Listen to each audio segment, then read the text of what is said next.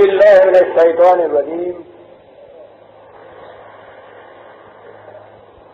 بسم اللہ الرحمن الرحیم. عزیزان مان، آج جون 1977 کی 12 تاریخ ہے اور درس قرآن کریم کا آغاز سورہ المومنون کی آیت 26 سے ہو رہا ہے. 23/26.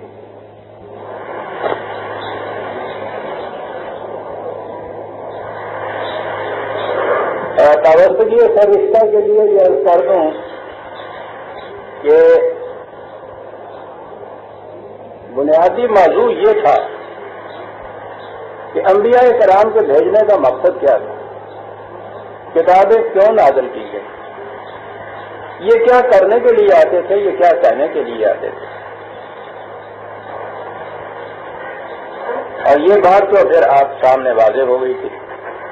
تو قرآن نے کہا یہ تھا کہ کان الناس امۃ واحدۃ فاختلفوا، نو انسان ایک امت واحدہ ایک عالمگیر برادری کی شکل میں رہتے، انہوں نے آپس میں اختلافات کیے، اختلافات پیدا ہوئے، وہ مختلف گروہوں میں بڑھ گئے. فبعث اللہ النبی، تو ہم نے اس مقصد کے لیے انبیاء کرام کو بھیجا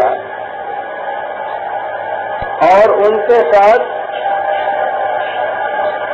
ضوابط قانون بھیجے تاکہ وہ لوگوں کے اختلافات کو مٹا کر پھر سے انہیں ایک عالمگیر برادری بنا دیں. یہ بھی انبیاء کرام کے بھیجنے کی غرض و غایت. اس مقصد کے لیے یہ سلسلہ رشد و ہدایت جاری کیا گیا تھا کہ انسانوں میں جو باہمی اختلافات انہوں نے خود پیدا کر دیے ہیں اور تقسیم ہو گئے ہیں مختلف گروہوں میں، فرقوں میں، پارٹیوں میں، قوموں میں، ان اختلافات کو مٹا کر انہیں پھر سے عالمگیر برادری بنا دیا جائے. یہ ہے جو قرآن نے غرض و غایت بتائی ہے تمام. اور وہ اسی کی وضاحت میں، تشریح میں انبیاء سابقہ کی داستانیں، اقوام گزشتہ کے قصے بیان کرتا ہے، یہ بتانے کے لیے کہ اس قوم میں کس قسم کے اختلافات یا گروہ بندیاں، طبقاتی امتیازات رونما ہو گئے تھے، اور اس قوم کی طرف جو نبی مبعوث ہوا اس نے ان کو مٹانے کی کیا کوشش کی. یہ ہے ساری داستان. اور اس کا آغاز کرتا ہے حضرت نوح علیہ السلام سے.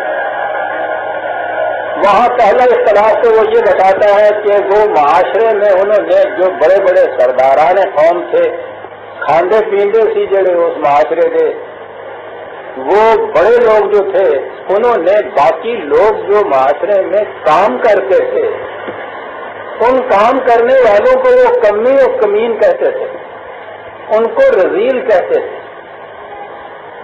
اور اس طرح سے انہوں نے وہی جو انسانوں کا ایک گروہ تھا انہوں نے محض ان کاموں کی بنا پہ تفریق پیدا ایسی کر دی کہ وہ جو کسی طرح سے دھاندلی سے کچھ زیادہ اپنے پاس جمع کر کے بیٹھ گئے اور وہ کوئی محنت نہیں کرتے تھے وہ تو سردار بن گئے، اور یہ جو بیچارے محنت کرتے تھے یہ ان کے ہاں کی کمی بن گئے. پہلے پیغمبر کا تعارف اس طرح سے کرایا جا رہا ہے. انہوں نے آن کے کہا ہی ان سے یہ کہ یہ تو معاشرے میں تقسیم کار ہے، ڈویژن آف لیبر ہے، مختلف لوگ مختلف کام کرتے ہیں، معاشرے کا کام چلتا ہے. اس بنا پہ یہ تقریب پیدا کر دینا کہ یہی وجہ عزت، وجہ تکریم ہو جائے کہ تم جو کچھ نہیں کرتے ہو تم سب سے زیادہ واجب التکریم، اور وہ اتنی محنت کرتے ہیں وہ تمہارے ہاں کے رذیل. تو یہ بڑی غلط بات ہے. لیکن وہ جو کچھ نہ کر کے دوسرے کی محنت پر مترفین، قرآن جی نے کہتا ہے، دوسروں کی کمائی پر نہایت فارغ البالی کی زندگی بسر کرنے والے، وہ اس تفریق کے مٹانے کی اس جدوجہد کو برداشت کیسے کر سکتے تھے؟ انہوں نے اس کی مخالفت کی. اب مخالفت جو ہے وہ انتہا تک پہنچی. یاد رکھیے کہ قرآن کریم ان اقوام کا جو ذکر کرتا ہے تو ان قوموں کے اندر جو سب سے بڑا جرم ہوتا ہے اسے وہ نمایاں طور پہ بیان کرتا ہے. یہ نہیں ہوتا کہ اس قوم میں صرف یہی ایک جرم ہوتا ہے. اس قسم کا جو ایک سنگین جرم ہوتا ہے، سب سے بڑا جرم کبیر جو ہوتا ہے، وہ اس کو جب باہر لاتا ہے تو اس کے معنی ہے کہ اور جرائم اس معاشرے کے اندر عام ہوتے ہیں. کبھی یہ نہیں ہوتا کہ کسی معاشرے میں صرف ایک قسم کا یہ جو جرم ہے وہی ہو اور باقی حالت اس معاشرے کی، وہ جو لوگ اس قسم کے مجرم ہیں ان کی باقی زندگی نہایت حسنات میں گزر رہی ہو. یہ نہیں ہوتا. لیکن قرآن نمایاں طور پہ اس ایک کا ذکر کرتا ہے جو زیادہ وہاں ابھرا ہوا ہوتا ہے اور بنیادی ہوتا ہے، اور اس کو مٹانے کے لیے جو کوششیں کی جاتی ہیں انہی کا ہی زیادہ ذکر کرتا ہے، باقیوں کا ذکر نہیں کرتا. یہ نہیں ہوتا کہ اور کوئی ان میں خرابی ہوتی نہیں ہے. اتنی بڑی نمایاں خرابی جس معاشرے میں پیدا ہو جائے کہ جو محنت نہیں کرتا دوسرے کی محنت پہ ایکسپلائٹ کر کے ان کی محنت پہ خوشحالی کی زندگی بسر کر رہا ہے، ان کو پھر رذیل اور کمین کہہ رہا ہے. وہ یہ کہتے تھے نا کہ تم یہ چاہتے ہو کہ یہ آئیں اور ہمارے برابر بیٹھ جائیں. تو جہاں اوپر کے طبقے کی ذہنیت یہ ہو، آپ سمجھ سکتے ہیں کہ ان میں یہی ایک خرابی ہوگی. اس ذہنیت کے تحت تو سینکڑوں خرابیاں پیدا ہوتی ہیں. تو قرآن ان اقوام کی کسی ایک ایسی خرابی کا ذکر کرتا ہے جو اس معاشرے میں بڑی بنیادی ہو، اور اس سے وہ بتاتا یہ ہے کہ کس طرح سے ان کے پورے اخلاق پر، اس معاشرے کے ہر گوشے پر یہ چیز اثر انداز ہو رہی تھی اور خرابیاں پیدا ہو رہی تھی. اب یہ انتہا تک جب پہنچ گئی ان کی مخالفت، تو ایک ہی لفظ یہاں قرآن نے کہا قال رب انصرنی بما کذبون. ان کی تو کیفیت یہ ہے کہ میں کوئی بھی بات ان کے بھلے کی کہتا ہوں تو یہ مجھے کہتے ہیں کہ یاد ہے اپنا کام کر، ہمیں زیادہ معلوم ہے تم سے. جو بھی کہہ رہے ہیں جو کچھ کہہ رہے تھے. اب اس مقام کے اوپر وہ نصرت خداوندی طلب کرتے ہیں. بڑی غور طلب چیزیں عزیزان مانیے تو یہاں یہ کہا ہے، انہوں نے خدا سے کہا ہے کہ اس معاملے میں کچھ میری مدد کرو. قرآن کی دوسرا انداز یہ یاد رکھیے کہ وہ کسی قصے کی تمام کڑیاں خود ہی بیان نہیں کرتا چلا جاتا، اس لیے کہ وہ کوئی ناول نگار نہیں، افسانہ نویس نہیں ہے، داستان گو نہیں ہے. اس نے تو ایک عظیم مقصد سامنے ہوتا ہے، اس تک لے جانا ہوتا ہے، اور پھر وہ آپ کے ذہن اور شعور کا بھی احترام کرتا ہے. آج بھی آپ دیکھیے بہترین ادب وہ گنا جاتا ہے کہ جس میں بچوں کی طرح ہر بات خود ہی نہ بتائی جائے، بلکہ ایک بات کہہ کے اسے سجیسٹیونیس کہتے ہیں ادب کے اندر، اور شاعری میں تو یہ بڑی چیز ہوتی ہے سجیسٹیونیس. وہ اس طرح بیان کیے جاتے ہیں کہ درمیان کی کڑیاں گم کر دی جاتی ہیں، چھوڑ دیا جاتا ہے سمجھنے والے کی ذہنی سطح کے اوپر. اگر آپ بچوں کی طرح یہ باتیں سمجھانا شروع کریں ایک ایک چھوٹی چھوٹی سی کڑی بھی، تو آپ دیکھیں گے اسے ناگوار گزرے گا. وہ کہے گا مجھے نہیں پتہ نہیں آئے گا. عجیب چیز ہے قرآن کی. پہلی چیز تو میں نے عرض کیا تھا کہ ختم نبوت کے معنی یہ ہے کہ قرآن نے اب انسان کو بالغ سمجھ لیا ہے، بچہ نہیں سمجھا کہ انگلی پکڑ کے اس کی وہ ساتھ ساتھ چلاتا جائے ہاتھ دروازے کی. میں کہہ دیا کہ انسانیت جوانی پر آ پہنچی ہے. اب اسے صرف یہ معلوم ہونا چاہیے کہ ہر دوراہے کے اوپر ایک سائن بورڈ لگا ہوا ہو کہ یہ راستہ کدھر جاتا ہے، اور پھر اس کو چھوڑ دیا جائے کہ جاؤ بھائی یہ سائن بورڈ پڑھ کے خود اپنی منزل پر پہنچتے چلے جاؤ. بچے کے ساتھ آپ یہ نہیں کرتے. بچہ ذرا بھی باہر جانا چاہے تو کوئی نہ کوئی ساتھ جاتا ہے. یہ کوئی نہ کوئی وہ انبیاء ہوا کرتے ہیں جو ان بچپن میں گزرنے والے عہد طفولیت میں انسانیت کی اس طرح رہنمائی کیا کرتے تھے. تو قرآن تو انسان کے عہد بلوغت کے لیے ہے، اس کے فہم اور شعور کو وہ بڑی اہمیت دیتا ہے، اس کا احترام کرتا ہے. اور وہ میں نے کہا کہ اس احترام میں یہ ایک اسلوب بھی ہوتا ہے کہ ساری کڑیاں خود نہ بیان کی جائیں، اور ادب آشنا ذہن اس کو اپریشیٹ کریں گے کہ یہ بڑا ہی حسین انداز ہوتا ہے جب یہ بات کہہ کے غالب گزر جاتا ہے نا کہ گدھا سمجھ کے وہ چپ تھا، میری جو شامت آئی اٹھا اور اٹھ کے قدم میں نے پاسباں کے لیے، کچھ نہیں کہا اس نے کہ کیا ہوا، لیکن جو اپریشیٹ کرتے ہیں اس کو وہ ساری کہانی اس کے سامنے آ گئی کہ ہوا کیا ہے۔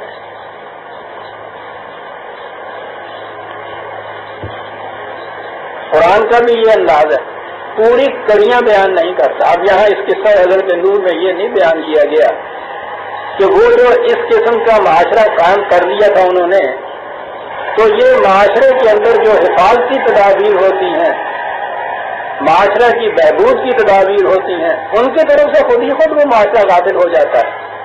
اور پہلی چیز وہاں یہ بتائی گئی، غالباً یہ اس جگہ تھی بستی جہاں نشیب تھا، ارد گرد کی پہاڑیوں کے اوپر، یہ میں نے کہا تھا نا کہ کیسپین سی کے گرد گرد کا ارادہ، یہ ڈیوٹی جو ہے آج ہمارے ہاں وہ چھوٹی پہاڑی، اس کے گرد کے علاقے کی یہ بات ہے۔ تو نظر آتا ہے کہ بارشیں سخت ہوتی تھی، اور ابھی دور وہ تھا انسانوں کا کہ ان کو یہ بھی معلوم نہیں تھا کہ اس کے لیے کیا کیا جائے۔ اب دو تین چیزیں سنی، بات تو یہ ہو رہی ہے اس مخالفت کی جو معاشرے کی اتنی بڑی خرابی ہے، اگلی بات اس میں یہ ہو رہی ہے کہ وہ خدا سے نصرت چاہتے ہیں حضرت نوح علیہ السلام۔ درمیان کی کڑیاں کوئی نہیں کہ یہاں ایک تباہی آنے والی ہے جس کی طرف ان کا دھیان نہیں جا رہا اور یہ پوری بستی تباہ ہو جائے گی، اس قسم کا سیلاب آئے گا یہاں۔ تو وہ جو مدد طلب کر رہے ہیں خدا سے، مدد کیسے دی جا رہی ہے؟ نمن قدم قدم سے آپ دیکھتے چلے جائیے گا کہ مذہب اور دین میں فرق کیا ہے۔ خدا سے نبی مدد مانگ رہا ہے، بات یہ ہے کہ وہ ایک تالاب بے پناہ جو ہے وہ آتے ہیں اور تباہ کر کے رکھ دیتے ہیں اس بستی کو۔ اب اگر سوال یہی ہو کہ ان کے یہاں کی جو اخلاقی خرابیاں تھی اس کی بنا پہ انہیں تباہ ہو جانا تھا، یہ جو ان کا گروہ تھا، یہ ایمانداروں کا گروہ اور اچھے اخلاق کا گروہ، انہیں محفوظ رہنا تھا، تو اس کے لیے خدا سے مدد مانگتا ہے۔ خدا اس کا کوئی انتظام کرتا، کیا انتظام کر رہا ہے خدا؟ کیا کہہ رہا ہے؟ فَأَوْحَيْنَا إِلَيْهِ أَنِ اصْنَعِ الْفُلْكَ بِأَعْيُنِنَا وَوَحْيِنَا، اسے کہا کہ نوح کشتی بناؤ۔ دیکھو خدا کی مدد کیا ہوتی ہے، صحیح راستے کی رہنمائی۔ نبی کی بھی مدد ہو رہی ہے مادی اسباب کے ذریعے۔ کیا مشکل تھا خدا کے لیے ان کو وہاں سے ویسے ہی نکال کے لے جاتا۔ مدد کیسے ہو رہی ہے؟ یہ ہے مدد کرنا انسان نہیں کچھ ہوتا ہے، یہ قرآن تو صرف رہنمائی دیتا ہے، اور رہنمائی ایک نبی کی ہو رہی ہے، اس کی دعا کے اوپر رہنمائی ہو رہی ہے، اور کہا یہ جا رہا ہے کشتی بناؤ، اور کشتی کے متعلق کہا ہے وحینا، ہماری وحی کے مطابق۔ تو نظر آتا ہے کہ دور وہ تھا کہ ابھی انسانوں کو خود کشتی بنانے کا بھی علم نہیں تھا، یعنی یہ اس دور کی ابتدائی دور کی بات ہے کہ کشتی بنانا بھی وہ خود نہیں جانتے، اور عقل انسانی ابھی اس قدر ناپختہ تھی کہ اسے خود بھی پتہ نہیں تھا کہ سیلاب آ جائے تو اس میں کشتی کے ذریعے بچا جا سکتا ہے۔ وحی نا، اس کے لیے وحی کی ضرورت پڑتی تھی۔ آپ دیکھیں گے کہ جو قرآن کریم آخری کڑی اگری کی، اس میں یہاں تو کشتی بنانے کی ساری ترکیب بتا رہی ہے۔ قرآن بڑے اہم اصول دیتا ہے زندگی کے، ان کی جزیات خود متعین نہیں کرتا۔ عدل کہتا ہے وہ عدل کرو، عدل کی ساری کڑیاں خود نہیں دیتا، اتنا ہی کہتا ہے کہ عدل بالحق، جس سے قرآن نے الحق کہا ہے، یہ خدا کی وحی، اس کے مطابق عدل کیا کرو۔ وہ کہتے ہیں امرهم شورى بینہم، اپنے معاملات باہمی مشاورت سے طے کیا کرو۔ کوئی اس کی مشینری خود تجویز نہیں کرتا، اس لیے کہ انسان بالغ ہو گیا ہے، انسان بچپن کے زمانے میں ہے، تو نبی سے کہا جا رہا ہے کہ کشتی بناؤ سیلاب سے بچنے کے لیے۔ کشتی بنانے کا علم ہی نہیں انسانوں کو، وحی کے ذریعے کشتی بنوائی جا رہی ہے۔ اب وحی کے ذریعے بنوائی جا رہی ہے، چلو کوئی انسٹرکشن یا ڈائریکشن دے دی کہ یہ بناؤ، لیکن نظر آتا ہے کہ معاشرہ تو یا عقل انسانی اس مقام کے تھی، وہی صرف وضعی لائی نہیں کہا، آج انہیں نہ کہا، ہم دیکھتے جائیں گے کہ ٹھیک ٹھیک بنا رہے ہیں، یعنی اجے کل ٹھوکوں کی بھی جاج نہیں تھی غالباً ہوگی۔ آؤ اور کیجیے عزیزان من کی قرآن یہ کیا چیز ہے، کیا کتاب ہے۔ وہ نبی کہتا ہے رب انصرنی، میری مدد کرو، مدد کی جاتی ہے یہ کہہ کے کشتی بناؤ۔ اب یہ بھی پتا ہے کہ صاحب ہمیں تو پتہ ہی نہیں کشتی کیا ہوتی ہے، ہم بتاتے ہیں وہ کیا ہوتی ہے، کیسے بنے۔ اب بنا رہے ہیں تو اوپر کوئی استاد ہے نہیں جو وہ شاگرد کو دیکھے کہ ایسے کیل ٹھوک ایسے مسئلہ لے آئیے نہیں نا، کوئی بات نہیں، ہم دیکھتے جائیں گے اور تمہیں بتاتے جائیں گے کہ اب کیا کرو اب کیا کرو۔ یہ ہے پہلا دور جہاں سے قرآن نے شروع کیا ہے۔ وہی تو آخری دور اور پہلی دور کی بھی اصولی طور پہ ایک ہی ہوتی ہے۔ معاشرہ جو مخاطب ہوتا ہے نا وہی والے نبی کا، یہ اس کے اعتبار سے ہوتا ہے کہ وہی کی انسٹرکشن جو ڈائریکشن دی جاتی ہے، جس سطح پہ معاشرہ ہوتا ہے اسی سطح پہ ان کے ساتھ بات کی ہوئی، معاشرے کو بلندیوں کی طرف لاتا چلا گیا وہی۔ اس اعتبار سے قرآن کا آپ مطالعہ کریں گے تو عجیب عجیب ارتقائی منازل آپ کو نظر آئیں گی کہ حضرت نوح سے رسول اللہ صلی اللہ علیہ وسلم کے زمانے تک آپ آئیں گے مختلف انبیاء کرام کی طرف جو وہی آئی، آپ دیکھیں گے کہ ذہن انسانی میں وہ پختگی پیدا کرتا چلا جا رہا ہے، وہی تو ایک ہی تھی، پہلے نبی کی وہی آ رہی ہے، کشتی بناؤ۔ اب یہ دیکھیے یہ بات سب کچھ ملتا نہیں ہے، وہ کہہ رہے ہیں کہ یہ ہر بات میں میری تقسیم کرتے ہوئے کہتے ہیں یوں ہی کہہ رہے ہو تم کرتے جاؤ، کوئی بات ہی نہیں مانتے ہی نہیں، اور یہ ہو جاتا ہے۔ یہ جو بڑے بڑے سردار جن کو کہا گیا ہے نا، یہ جو اقتدار کے یا دولت کے نشے میں بدمست ہو جاتے ہیں، پھر وہ ان لوگوں کی کسی بات کو بھی سیریسلی نہیں لیتے، جو ان کی مخالفت کرے یا جسے وہ اپنی نگاہ کے اندر سمجھیں کہ قابل احترام نہیں ہے، اس کی کوئی بات بھی جو ہے اس کو سیریسلی نہیں لیتے، تباہی یہاں آتی ہے۔ بات کچھ نہیں لگوا دی، آدمی زیادہ آ گیا۔ تباہی یہ اس ذہنیت کی وجہ سے آتی ہے کہ وہ اپنے ذہن میں خود مختصی اتنا سمجھ لیتے ہیں اپنے آپ کو کہ ہمیں ضرورت ہی نہیں ہے کسی کی بات سننے کی نہ کسی کی بات ماننے کی۔ اور پھر دوسری چیز یہ کہ یہ لوگ جو ہمارے مقابلے میں یہ کمی ہے، اس قسم کے چھوٹے چھوٹے کے لوگ یہ کیا کہنے کہ کیا ہوتا ہے۔ دیکھیے قرآن کس انداز میں اس بات کو بیان کرتا ہے۔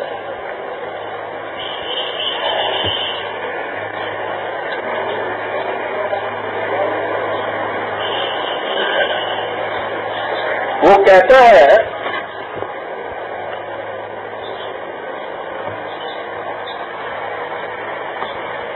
سورہ ہود 11/38 وَيَصْنَعُ الْفُلْكَ۔ اب یہ حضرت نوح بیٹھے کشتی بنا رہے ہیں، وہ ان کے ساتھی جیسے جیسے انسٹرکشن ملتی جاتی ہوں گی وہ بناتے جاتے ہوں گے۔ اب اگر ذہن میں یہ بات ہو کہ ذرا سیریسلی لے لیں کہ یہ کیا کر رہا ہے، کیوں کر رہا ہے، تو ان کے لیے کیا مشکل تھا کہ اسی قسم کی کشتی خود بھی بنا لیتے، پھر تو ڈوبنے کا سوال ہی پیدا نہیں ہو سکتا۔ بچانا تو کشتی میں ہے، لیکن قرآن ذہنیت بتاتا ہے کہ ایسے مواقع پر یہ اپنے دماغ جن میں خناس سما جاتا ہے، کسی دوسرے کی بات کو وہ درخورے اطلاع ہی نہیں سمجھتے سا، اس قابل ہی نہیں سمجھے کہ غور کیا جائے۔ وَيَصْنَعُ الْفُلْكَ وہ کشتی بنا رہا تھا، وَكُلَّمَا مَرَّ عَلَيْهِ مَلَأٌ مِّن قَوْمِهِ سَخِرُوا مِنْهُ، وہ گزرتے تھے وہاں سے اور قوم کے بڑے جو تھے اور مذاق کرتے تھے، یہ کر کیا رہا ہے۔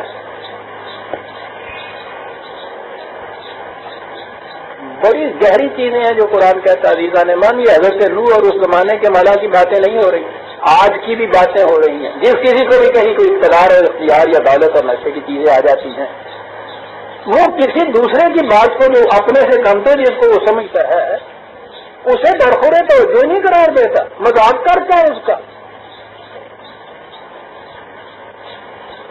وہ گزرتے تھے، دیکھتے تھے کہ کشتی بنا رہا ہے اور مذاق کر دیتے. خالی ان تسخروا منا فإنا نسخر منکم کما تسخرون. وہ ان سے کہتے تھے کہ یہ ٹھیک ہے، تم آج ہماری یوں ہنسی اڑا رہے ہو،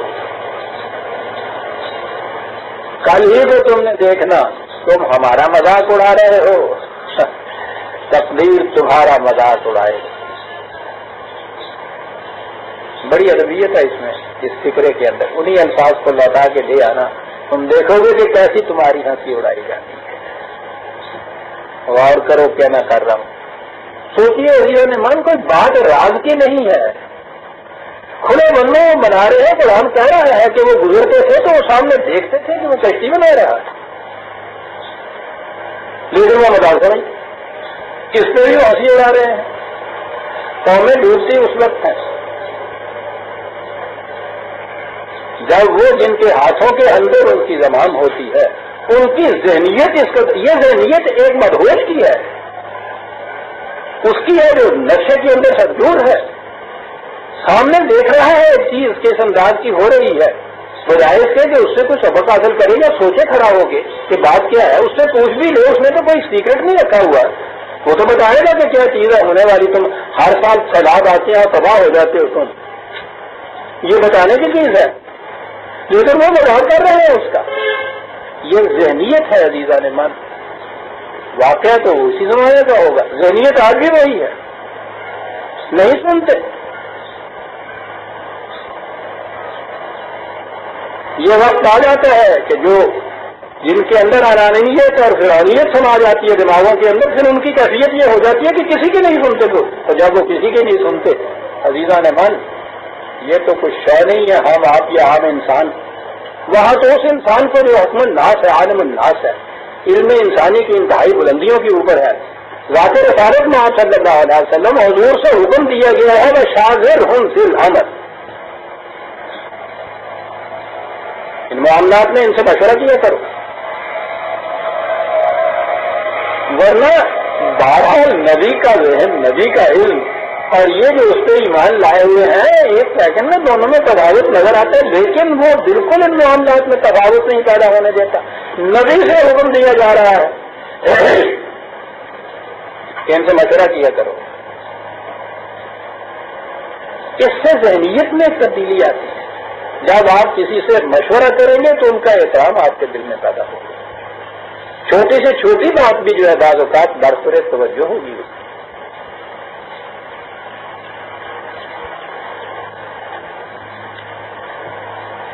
وہ تو میں نے بات اس بزرگ برتر ہستی کی بتائی کے بعد آج خدا بزرگ تو یہ قصہ مختصر. جتنے لوگ بھی ایسے ہیں جن کے دلوں کے اندر یہ درد ہوتا ہے یا جن کا کریکٹر پختہ ہوتا ہے، ان کی کیفیت یہ ہوتی ہے کہ چھوٹے سے چھوٹے آدمی کو بھی وہ کبھی اس کا یہ نہیں کہتے کہ اس کی بات کیوں سنی جائے، ہر ایک کی بات پہ کام کرتے.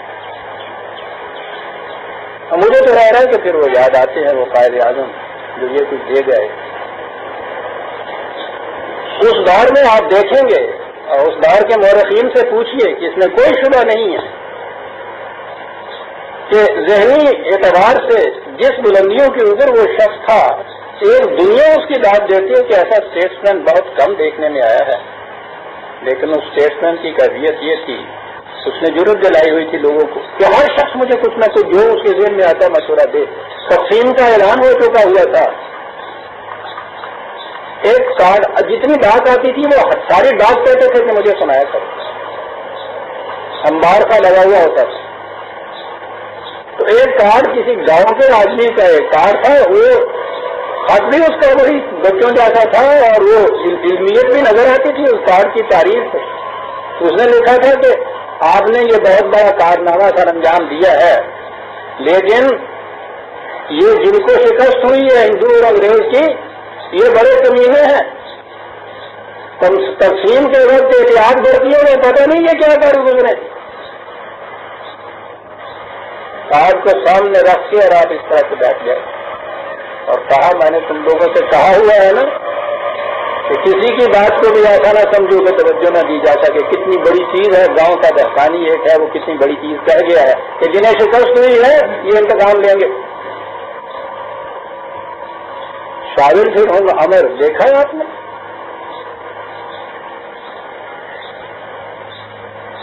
تو یہ ذہنیت قرآن بتا رہا ہے کہ یہ جو وہ بڑا قوم بن جاتے ہیں نا، فرعون بن جاتے ہیں، وہ پھر درخورے اتنا ہی نہیں سمجھتے کسی اور کو، ہمارا وہ اپنے کوئی بن جاتے ہیں.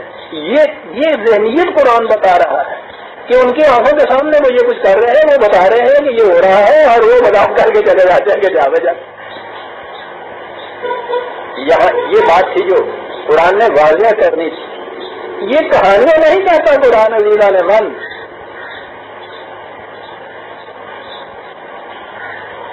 وہ تو اس زمانے کی بات کرتا ہے ہمیں کچھ سمجھانے کے لیے. یہ نہیں تو گل سن، نوئے نہیں تم کن کر.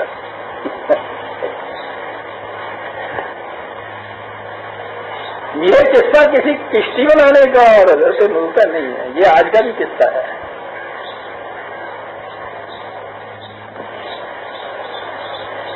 اب آگے ہم چلیں گے، یہاں تو یوں گزر جائیں گے ہم جلدی سے.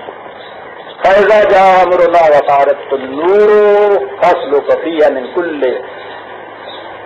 كُلٍّ زَوْجَيْنِ اثْنَيْنِ وَأَهْلَكَ إِلَّا مَنْ سَبَقَ عَلَيْهِ الْقَوْلُ مِنْهُ. تو کہہ دیا کہ اس کشتی کے اندر یہ جتنی بھی ادھر ادھر کے تمہارے پاس یہ جانور وغیرہ ہیں، دو دو جوڑے اس کے ساتھ رکھ لو. نئی جگہ جانا ہوگا، وہاں آبادی ابھی نہیں ہوگی، وہاں جا کے نئی زندگی شروع کرنی ہوگی. اندازہ لگائیے وہی کیا آتی ہے، یہ وہی آ رہی ہے ساتھ اس کے کہ وہاں اگر یہ چیزیں نہ ہوں گی اور وہاں نئی زندگی بسر کرنی ہے تم نے، تو یہاں سے ساتھ وہ جڑا ہے اور دو رہے ہیں جو رکھے ہیں کہ ایک ضائع بھی ہو جائے تو دوسرا رہے، تو آگے سلسلہ تو چلے نا. پھر یہ رکھ لو. کہا کہ یہ جو آج تمسخر کر رہے ہیں کل ہی سیلاب آنے والا ہے، تباہ ہو جائیں گے. اس کشتی کے اندر جو تیرے اہل میں سے ہیں ان کو بھی ساتھ رکھو، وہ بچا لیے جائیں گے. یہ بات ہے اگلی جو قرآن کہتا ہے، تیرے اہل میں سے جو ہیں انہیں بچا لیا جائے گا. وَلَا تُخَاطِبْنِي فِي الَّذِينَ ظَلَمُوا إِنَّهُم مُغْرَقُونَ. اور دیکھنا ایسے وقت میں پھر تمہارا دل نہ تو سیدھ جائے کہ جن کے ساتھ ذرا کچھ زیادہ تعلق ہے اس کے بابت کہنے لگ جاؤ کہ اللہ کا نام آ رہی ہے تو نہیں ساتھ کہنے کا ظلم سوال ہی نہیں ہے.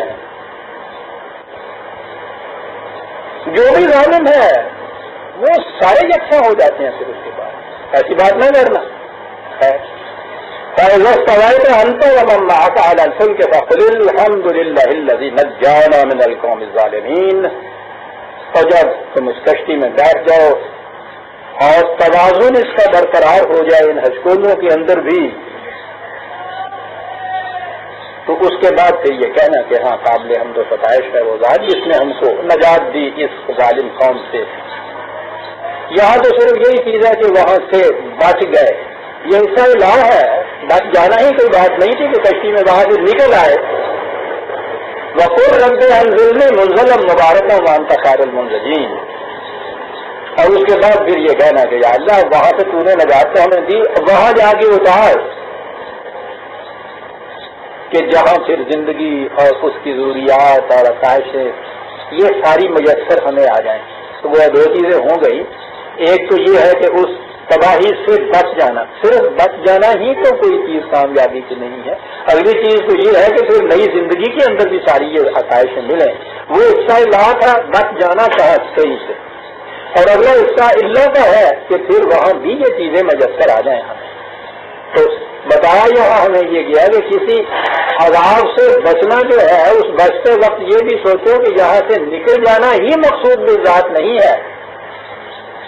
اس کے بعد اگلی بات یہ ہے کہ اس نکلنے کے بعد پھر اگلی زندگی جو اس کے بعد آنے والی ہے مستقبل کی، وہ کس قسم کی ہوگی. یہاں بھی مار کھا جاتا ہے آدمی باتوں کا.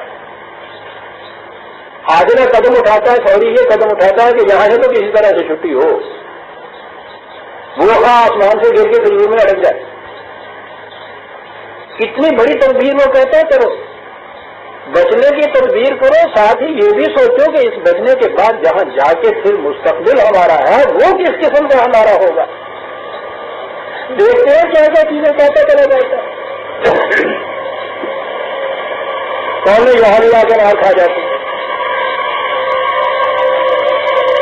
تو صاحب یہ جو کچھ ہے اس کو تو تھوڑے تھوڑے تک تباہ کرو برباد کرو گے. اس کے بعد دیکھا جائے گا صاحب غلط تدبیر ہے. غلط کو توڑنے پھوڑنے کے ساتھ پہلے یہ سوچو. سمجھدار انجینئر یا مکان والا وہ ہوتا ہے نا جو پرانے بسیدہ مکان کو گراتا ہے تو پہلے نقشہ بناتا ہے کہ جب اس کو گرا لیا جائے گا تو پھر اس سفید زمین کے اوپر بنے گا کیا. کیا یہ اس قابل بھی ہوگی کہ اس کے اوپر پھر کوئی نئی عمارت بن سکے. وہ یہ پہلے سوچتا ہے, پہلے نقشہ بناتا ہے اس کا. جب وہ ابھی اس کے اوپر پرانی شکستہ عمارت کھڑی ہوتی ہے تو وہ نقشہ بناتا ہے کہ اس کو جب گرا دیا جائے گا تو اس سفید زمین کے اوپر پھر مستقبل کا نقشہ کس قسم کا استوار ہوگا, عمارت کیا کی استوار ہوگی. یہاں یہ چیز کہی گئی کہ یہی نہ کہو صرف کہ یہ جو ہے تباہی اس سے بچ جانا, یہ بھی ساتھ کہو کہ اس کے بعد کی زندگی جو ہے وہ کس طرح سے بابرکت گزرے گی. صاحب کہانی کی طرح نہیں کہی. جیسے بچے دادی اماں سے کہتے ہیں کہ رات کو سونے کے لیے وہ کہانی سنتے ہیں. بچے سونے کے لیے کہانی سنتے ہیں کیونکہ یہ خداوند آپ کو جگانے کے لیے کہانی سناتا ہے. ان فی ذالک لآیات, یہ جو بات ہم نے کہی ہے اس میں بات کہانی کی نہیں. میں نے کہا تھا نا کہ قرآن کا عربی زبان کا لفظ جو آیات ہوتا ہے نا وہ ہوتا ہے کسی ظاہرہ نشان سے اس کی حقیقت تک پہنچنا. دھواں آیت ہوتا ہے اس بات کا کہ جہاں نیچے آگ ہے. صحرا میں کتے کی آواز کہیں سے آئے آپ کو تو یہ ہوتا ہے کہ وہاں بستی ہے. کہیں پرندہ اڑتا ہوا نظر آئے تو پتہ چلتا ہے کہ ارد گرد کہیں پانی ہے. یہ جو چیزیں ہیں نا ان کو عربی زبان میں آیت کہتے ہیں. یہ قرآن آیات دیتا ہے لیکن یہ تو ہر قرآن سمجھ لینے کے لیے. یہ سمجھ سے کام لینے کی بات ہے نا کہ صحرا میں پرندہ نظر آئے تو ذہن آئے کہ جہاں کہیں پانی ہوگا. لیکن یہ تو سب کروں آیتن انا کننا لمبتلین, یوں گردشیں آیا کرتی ہیں قوموں میں اور یہ بات ہے آیت جو اس چیز کی. اب یہاں دوسری چیز آتی ہے عزیزان من اور وہ بڑی اہم ہے.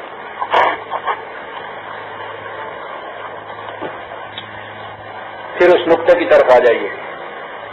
نہ انسانی عالمگیر برادری کی حیثیت میں رہتی تھی, کوئی تفریق نہیں تھی, کوئی تقسیم نہیں تھی. پھر ان میں اختلافات پیدا ہو گئے تو وہ بٹ گئے. پہلا اختلاف قرآن نے کہا قبیلے کی شکل میں آیا.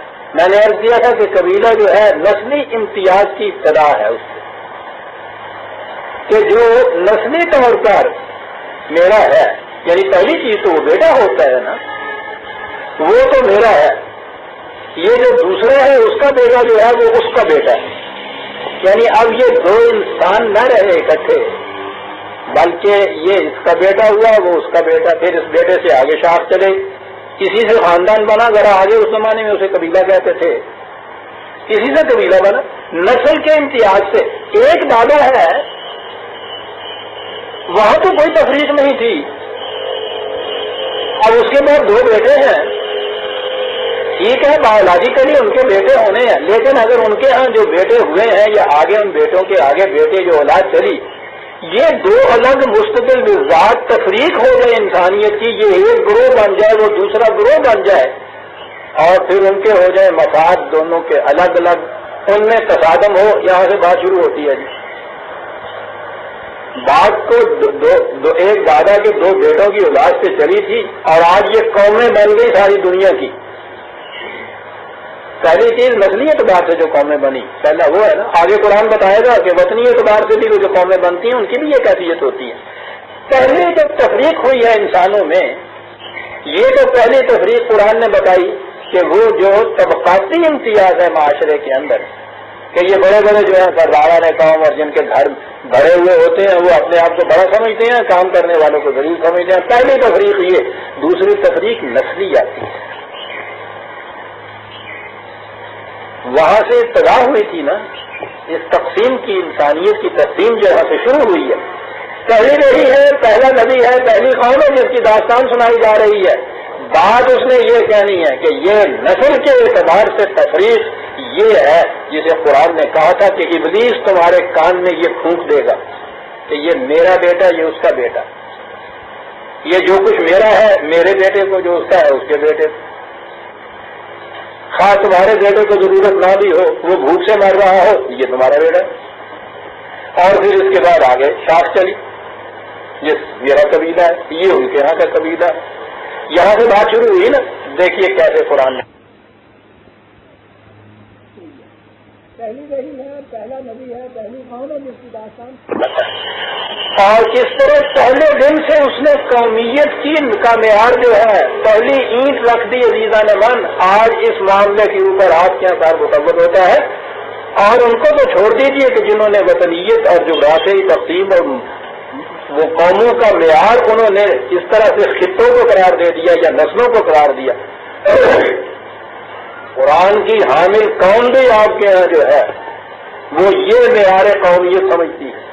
ساری جنگ ہماری تاریخ پاکستان میں اس ایشو کے اوپر تھی.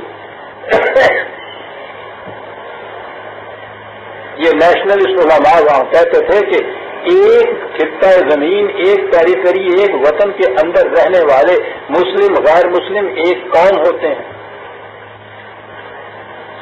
مطالبہ پاکستان کے مدعی وہ یہ کہتے تھے کہ اسلام میں یہ بات نہیں ہے. اسلام کی روح سے یہ جو ایمان کا اشتراک ہے، دین کا اشتراک ہے، اس کی بنا پہ قومیت کی تشکیل ہوتی ہے. قرآن آیا اس غرض کے لیے تھا، اور قرآن تو بہت آخر میں آیا. پہلی وحی خدا کے لیے یہی کہنے کے لیے آئی تھی. عزیزان مان، کس حسین انداز میں بات ہو رہی ہے. یہی سورہ ہود 11ویں سورہ. کہا گیا ہے، خدا نے یہ کہا تھا کہ نوح ہم تمہیں اور تمہارے اہل جو ہیں ان کو بچا لیں. وہ بات کہہ رہا ہے. یہ اہل کا لفظ ہمارے ہاں تو اہل و عیال کے لیے بولا جاتا ہے. آپ نے دیکھا نا وہ اہل میں نسلی امتیاز کی بنا پہ ہوتا ہے، میرے اہل و عیال.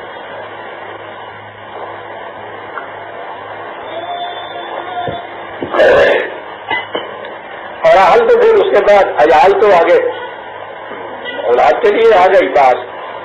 اہل تو پھر پہلی بنیادی طور پہ بیوی کے لیے بولا جاتا ہے. ہمارے ہاں اہلیہ کہتے ہیں نا بیوی کو.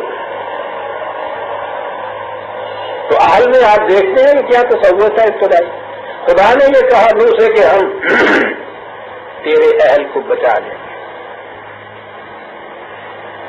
اب قرآن بڑی عمدگی سے یہ بات بیان کرتا ہے.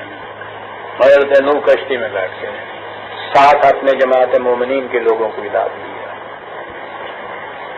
یہ جو آیت 142 سے اپنے سامنے رکھ لیجیے گا. آگے ہم چلیں گے. میں 45 آیت کو ہی سامنے پیش کروں گا. درمیان میں جو کچھ ہے وہ میں بیان کر جاتا ہوں. وہ کنارے پہ کھڑا تھا، حضرت نوح کشتی میں تھے. سیلاب آ گیا بہت تباہیوں والا.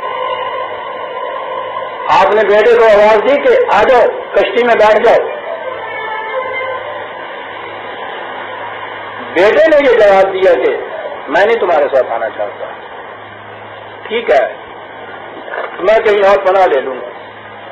انہوں نے کہا کہ وہ سیلاب بے پناہ ہے، اس میں پناہ کہیں نہیں ملے گی. اس نے کہا کہ کچھ بھی ہو میں تمہاری بات میں شریک نہیں ہو سکتا، تمہارے ساتھ نہیں آ سکتا. اب بڑا خوبصورت انداز ہے اس کا کہ بیٹے نے یہ بات کہی تھی. کچھ لوگ کہنے والا تھا کہ اتنے میں ایک اتنی بڑی موج درمیان میں حائل ہو گئی کہ بات آگے ہو نہ سکی. کیا بات ہے، سب بات کو ختم کرنے کا انداز ابرپٹلی نہیں ختم کیا ہے گفتگو کو. موج حائل ہو گئی، بیٹا بھی ڈوبا، قوم بھی ڈوبی، کشتی آگے چلی گئی. کشتی منزل پہ پہنچ گئی، اتر آئے سلامتی سے. اب وہاں یہ بات آپ دیکھیے کہ حضرت نوح کے ذہن میں خیال کیا پیدا آیا. وَنَادَى نُوحٌ رَبَّهُ، نوح نے اپنے رب سے کہا کہ جرت عرض معاف ہو تو ایک بات پوچھ لوں کہ آپ نے وعدہ کیا تھا کہ نوح تیرے اہل جو ہیں ان کو ہم بچا لیں گے. فَقَالَ رَبِّ ابْنِ ابْنِي مِنْ أَهْلِي، تو بیٹا تو سب سے پہلے میرے اہل میں سے تھا، اسے کیا نہ بچایا گیا؟ آگے بات ہے وَإِنَّ وَعْدَكَ الْحَقُّ، تیرے وعدے تو ہمیشہ سچے ہوا کرتے ہیں.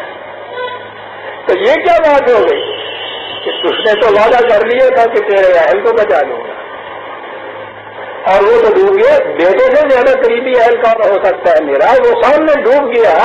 وعدے تو تیرے سچے ہوا کرتے ہیں، تو پھر یہ کیا ہوا؟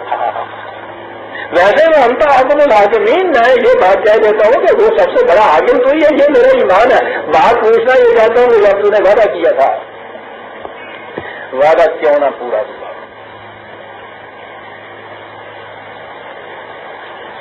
یہ بات کوئی قابل اعتراض نہیں تھی یہ پوچھنے کی. قرآن کریم نے خود یہ کہا ہے خدا کے وعدوں کے متعلق، خدا نے اپنے وعدوں کے متعلق کہا ہے لا یخلف المیعاد، ہم کبھی وعدہ خلافی نہیں کرتے.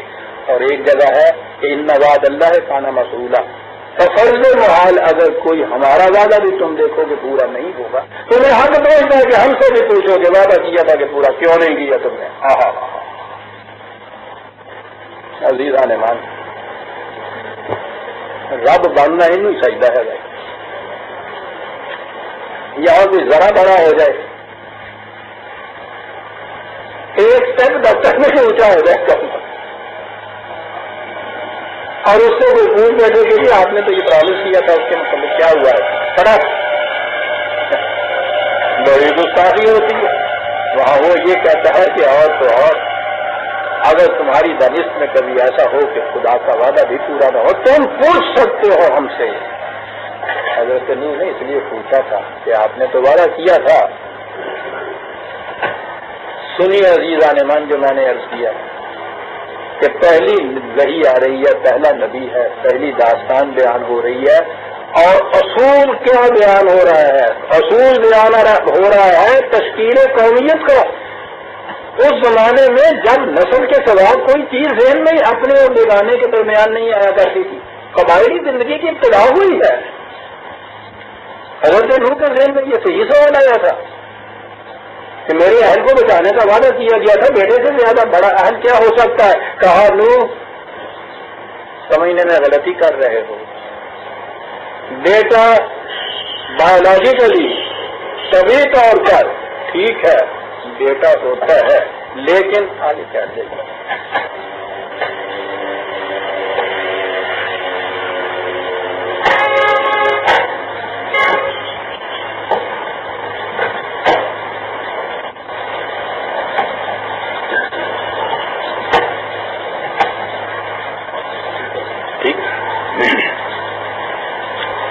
کہا یہ تیرے ذہن میں اپنے اور بیگانے کا معیار یہ ہے کہ جو طبیعی طور پر تمہارا بیٹا ہے وہ تمہارا ہے، تمہارا اہل ہے وہ، لیکن معیار خداوندی اور ہے. اعلی یالو ہو انہو لیس من اہلک، وہ تیرے اہل میں سے نہیں تھا. تو سمجھتا ہے کہ بیٹا صرف بیٹے ہونے کی حیثیت سے میرا اپنے اہل میں سے ہے. غلط ہے یہ بات، وہ اہل میں سے نہیں تھا. انہو عمل غیر صالح، یہاں تو اپنے بیگانے کا معیار جو ہے عمل صالح اور عمل غیر صالح ہے.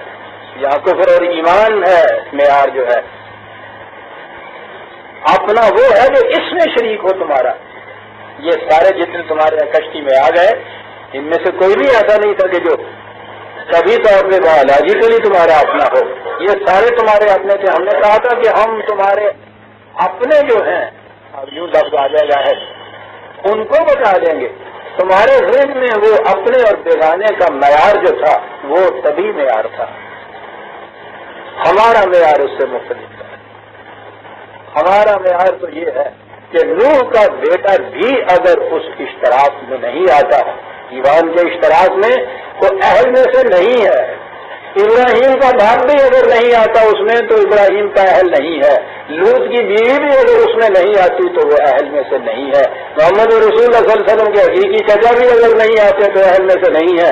دماد سے بھی کہہ دیا حضور نے کہ نہیں بھائی ٹھیک ہے بیٹی تمہارے گھر میں ہے، تم میرے اہل میں سے نہیں ہو سکتے۔ سے کہا جا رہا ہے کہ صاحب معیار قومیت اسلام نے کیا بتایا ہے؟ معیار قومیت یہ بتایا ہے حبشے کا غلام بلال اپنوں میں سے ہے، حقیقی چچا جو ہے عباس وہ اپنے میں سے نہیں ہے۔ حتیٰ تو میں باللہ اللہ جل کہا کہ یہ ایمان نہ لے ہیں خدا کے اوپر، بیٹا اپنا نہیں، باپ اپنا نہیں، بیوی اپنی نہیں، داماد اپنا نہیں، چچا اپنا نہیں، حبش کا غلام اپنا ہے، صہیب روم کا مزدور اپنا ہے، سلمان فارس کا اپنا ہے۔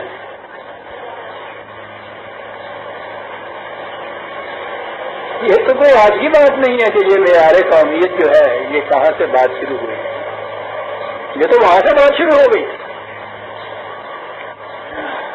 فلا تسألنی ما لیس لک بہ علم، ٹھیک ہے ناواقفیت کی بنا پہ تم نے یہ بات ایسی کر دی ہے، یہ سمجھ لو کہ حقیقت یہ ہے انی اعوذ کا ان تکون من الجاہلین۔ میں تمہیں یہ کہتا ہوں کہ اس قسم کا سوال پوچھنے سے پہلے یہ پوچھ لیا کرو کہ صاحب یہ کیوں ہوا ایسا۔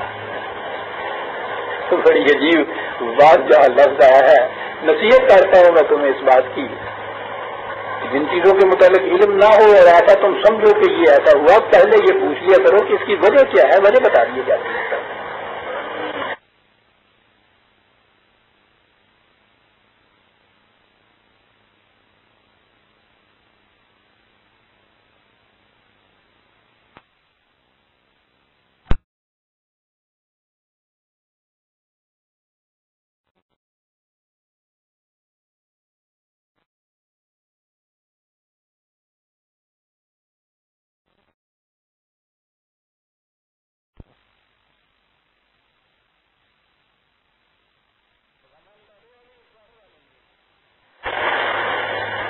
جو میرا اتباع کرتا ہے خدا کے راستے پہ وہ میرا ہے، دوسرے کوئی میرے نہیں ہے۔ اب آپ دیکھیے گا کہ دوسری تفریق کیسے مٹ گئی، کتنی بنیادی تفریق۔ ایک قصہ نوح میں پہلی وحی، پہلی قوم، پہلا نبی، بات ساری ہم آج تک یہی سمجھتے رہے کہ سیلاب آیا تھا تو کشتی بنائی اس میں وہ بچ گئے، کیا کچھ نہیں کہہ دیا قرآن اس میں۔ دو تفریقیں جو تھیں انسانیت کی بنیادی، ان کی تو جڑیں کاٹ کے رکھ دی۔ نسلی امتیاز کے اوپر اپنے اور بیگانے کے اندر جو تفریق پیدا ہوئی، تباہ کر کے رکھ دیا انسانیت کو اس نے آج بھی کرا دیا۔ اور پھر ہم دونوں دوسروں کے ہاں کیوں جائیں کہ انہوں نے اپنے ہاں کیا کیا کیا۔ میں شودر کے گھر میں پیدا ہونے سے ساری عمر شودر، برہمن کے گھر میں پیدا ہونے سے ساری عمر کا برہمن، ان پہ تو ہم اعتراض کرتے ہیں کہ انہوں نے ورنوں میں تقسیم کر دیا۔ آپ کے یہاں یہ کیفیت نہیں کہ پتہ نہیں کہ وہ تھا بھی یا نہیں، سید کے گھر میں پیدا ہونے والا سید ساری عمر فخر کے ساتھ لکھتے چلے جا رہے ہیں۔ کیا فخر ہے اس کے اندر کہ کس کے گھر میں تم پیدا ہو گئے؟ کیا کاریگری ہے اس میں کسی پیدا ہونے والے بچے کی کہ وہ کس گھر میں پیدا ہو گیا؟ ساتھی کے گھر کے اندر وہ جگہ ہے، معاف رکھیے گا، میرا مطلب یہ نہیں کہ میں ان کی تعظیم کرتا ہوں، میں عام معیار کے مطابق کرتا ہوں۔ ساتھی گھر کے اندر اگر وہ موچی ہے، اس کے یہاں بچہ پیدا ہو گیا، وہ بچہ نہ کردہ گناہ گار ہے، ساری عمر بیچارہ کسی بے عزتی کی زندگی بسر کر رہا ہے۔ موچی ہے، موچی کا پتر کہاں رہا ہے، وہ تنے موچی کا پتر رہنا ہے، چل یعنی اب اس کے بعد اس کی اپنی حیثیت کوئی نہ رہی۔ یہ کام یہ سوچنا ہے جب یہ عبدالعزیز صاحب کہتے ہیں کہ نہیں صاحب اس میں کوئی ایسی فخر کی بات نہیں۔ میں ان سے پوچھتا ہوں کہ اگر جناب موچی کے گھر میں پیدا ہوتے تو اپنے نام کے ساتھ ساری عمر لکھتے ہیں؟ موچی اگلے نہیں، کبھی کسی نے نہیں لکھا، بلکہ وہ تو چھپاتے پھرتے ہیں، کچھ اور نہیں مانا جاتا تو پھر ایسی جگہ لکھنے سے اپنے نام۔ آج بھی وہ جو کفر ہے پہلے دن جس کی جڑ کاٹی قرآن نے عزیزان من، دنیا کی قوموں کو چھوڑیے کہ وہ تو جاہل قومیں تھی، اس قوم کو لیجیے جو اس قرآن کے وارث ہونے کی مدعی ہے، اس قوم کی بھی آج یہ کیفیت ہے عزیزان من کہ پیدائش کے اعتبار سے جو تفریق پیدا ہوتی ہے زندگی بھر ساتھ نہیں چھوڑے۔ ہندو پہ اعتراض ہو رہا ہے کہ صاحب وہ براہمن کے گھر میں پیدا ہونے والے کو براہمن سمجھتے، اس پہ کوئی اعتراض نہیں ہو رہا کہ سادات کے گھر میں، یہ کیا چیز ہے سادات کا گھر جس کی نسبت سے اپنے آپ کو سید کہا جاتا ہے؟ حضور کو اس ایک وقت میں خود صحابہ نے یا سیدی کہہ کے پکارا، روک دیا آپ نے، کہا کیا کہہ رہے ہو، سید کو خود خدا کی ذات ہو سکتی ہے، میں تو تمہارا رفیق ہوں۔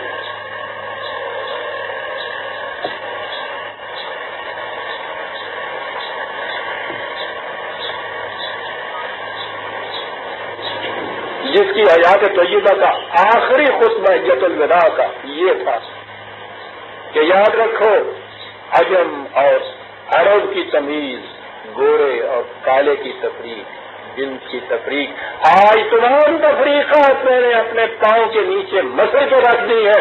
تفریق صرف کفر اور ایمان کی تفریق ہے، اس کے نام لینے والے نہیں، فخر سے اپنے آپ کو اس کی اولاد میں سے کہنے والے، یہ کیفیت ہے۔ معلوم نہیں آپ لوگوں کو بھی اس کا علم ہے یا نہیں۔ میرے پاس اب بھی آتے رہتے ہیں یہ سوالات پوچھنے کے لیے کہ صاحب وہ کہتے ہیں کہ غیر سید زادی سے شادی نہیں، نکاح نہیں کر سکتا، ہے نا کہیں آپ کے علم میں بھی یہ بات؟ اب بھی ہمارے گاؤں میں یہ صورت ہے، سید زادی کی شادی غیر سید نال نہیں ہو سکتی، سید زادی کی شادی جی ایک ہی بات ہے جی۔ شہر والے تو سارے بس موٹروں کے اعتبار سے گاؤں والوں سے گزرتے ہوتے ہیں جی، سید زادی سے غیر سید زادی کی شادی نہیں ہوتا۔ ہر شادی کے وقت پہلی چیز یہ دیکھی جاتی ہے ذات کیڑی ہے، برادری کیڑی ہے، ذاتوں کو یاد تو نہیں ہے ویسے۔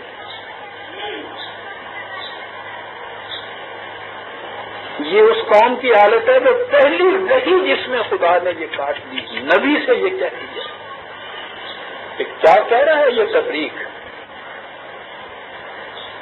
عشرت قطرہ ہے دریا میں فنا ہو جانا۔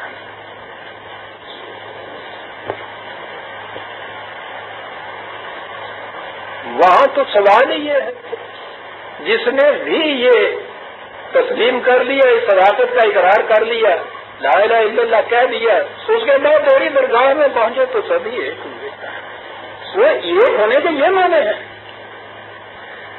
ہاں عزیزان من، پہلی تفریق آپ نے دیکھ لی، دو چیزیں آپ نے دیکھ لی جو کہا تھا کہ بھیجے تھے نبی ہم نے اس لیے کہ انسانوں نے جو اختلاف پیدا کر لیے تھے اپنے اندر وہ ان کو مٹائے۔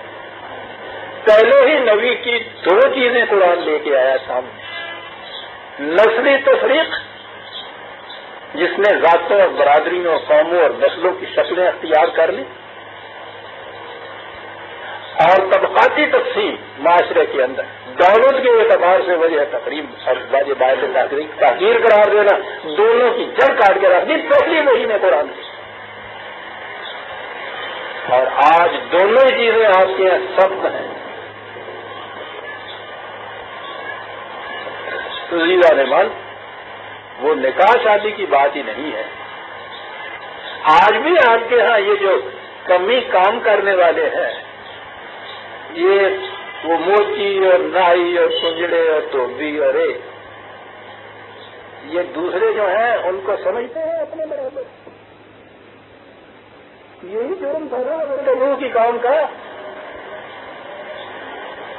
یہی جرم تھا نا جس کے لیے غرق کر دیا گیا۔ اب غرق کرنے کے بھی قدرت کے طریقے الگ ہوتے ہیں۔ اس دور میں تو وہ صرف پانی کا سیلاب ہی غرق کرتا تھا۔ آج اس قسم کی تفریق کرنے والی قومیں جو ہیں، آپ دیکھیے تو صحیح کہ دنیا میں ذلت اور رسوائی کے سیلاب میں غرق ہوئی ہے قومیں۔ یہ آپ کی اس قوم کو جو خالص ایمان کی بنا پر ایک قوم بنا کے لائے تھے یہاں پاکستان میں، اس قوم کے اندر یہی تفریق جو نوح کے زمانے کی تفریق تھی، کہیں نسلی امتیاز، کہیں یہ برادریوں، ذاتوں اور گوتوں کے امتیازات، اس نے آپ کو تباہ کر کے رکھ دیا اس سیلاب بے پناہ نے۔ اس سیلاب سے تو کشتی سے بچ سکتے تھا، اس سیلاب سے تو بچ ہی نہیں سکتے آپ۔ فرق یہ تھا کہ وہ آسان تھا، ایک دفعہ سیلاب آیا، ختم ہو گئی بات۔ جہنم کا عذاب جس میں قرآن یہ کہہ رہا ہے لا یموت فیہا ولا یحیا، زندگی تو اس میں ہوتی نہیں، مصیبت یہ ہے کہ موت بھی اس میں نہیں آتی۔ سوچتے ہیں آپ کس عذاب میں ہم جی رہے ہیں، سوچتے ہیں کہ عذاب کی وجہ کیا ہے۔ ہر کچھ وقفے کے بعد جب بھی آپ کے یہاں کہیں کوئی انتخاب ہے، برادریوں کی بنا کے اوپر جناب ووٹنگ ہوگی تو جتھے بنیں گے برادریوں کی بنا کے اوپر بنے گے۔ انتخاب نہیں، میں نے عرض کیا عزیزہ نے، من روزمرہ کی زندگی میں دوسروں پہ تنقید نہ کیجیے، اپنے دل میں جھانک کے دیکھیے۔ ہمارے ذہن میں بھی کبھی یہ آتا ہے کہ یہ موچی جو ہے یہ واجب التکریم ہو سکتا ہے، موچی ہے جی بس، یعنی یہ کہہ دیتا موچی ہے۔ یہ تھا پہلی وحی عزیزان من، قرآن یہ کہنے کے لیے آیا تھا۔ اب اگلی چیز بڑی اور اہم ہے، سیلاب سے یہ کیوں نہ بچے۔ پہلی چیز تو آپ نے یہ دیکھی نا کہ جن کو بچایا گیا ہے سیلاب سے، کوئی فوق الفطرت بات وہاں نہیں کی گئی، یعنی یہ ایمان والی جو جماعت تھی اور ان میں نبی بھی موجود تھا، تو اس سیلاب سے اس لیے نہیں ان کو کسی اور طریقے سے بچا لیا کہ یہ بڑے نیک بخت لوگ ہیں۔ ان نیک بختوں کو اور نیک بختوں کے سربراہ کے کہا گیا کہ بچنا چاہتے ہو سیلاب سے تو کشتی بناؤ۔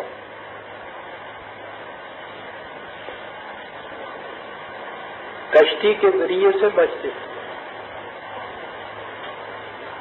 فرق اتنا ہی ہے کہ یہ نیک بخت جنہیں ہم کہتے ہیں صاحب ایمان، خدا کی طرف سے دی ہوئی جو ڈائریکشن یا ہدایت ہوتی ہے یہ اس میں ایمان لاتے ہیں کہ بات ٹھیک کری اور اس کے مطابق پھر کشتی بنانے لگ جاتے ہیں۔ اتنی سی بات نہیں کہ یہ ٹھیک کہا، کشتی بنانے لگ جاتے ہیں، پھر ان کی اس میں سے نجات ہوتی ہے۔